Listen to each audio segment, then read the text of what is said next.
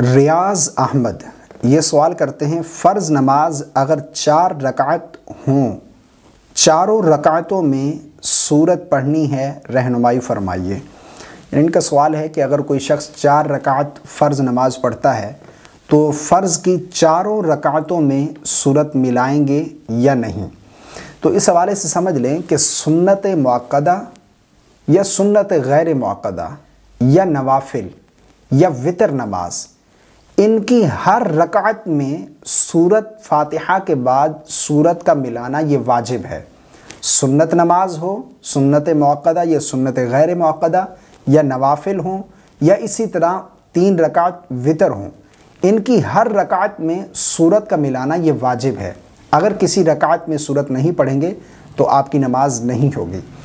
لیکن فرض نماز کی صرف 2 ہی رکعتوں میں سورت کا ملانا یہ واجب ہے، یعنی فرض چاہے 4 رکعت ہوں یا 3 رکعت مغرب کے، یعنی جس طرح پڑھتے ہیں 3 رکعت، ان میں صرف 2 ہی رکعتوں میں سورت کا ملانا سورہ فاتحہ کے بعد واجب ہے۔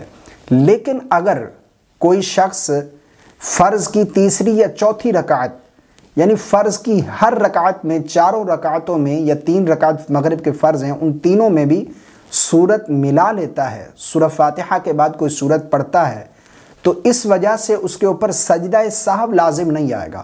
بغیر سجدہ سہو کیے اس کی نماز درست مانی جائے گی، اس کو سجدہ سہو کرنے کی حاجت نہیں ہے۔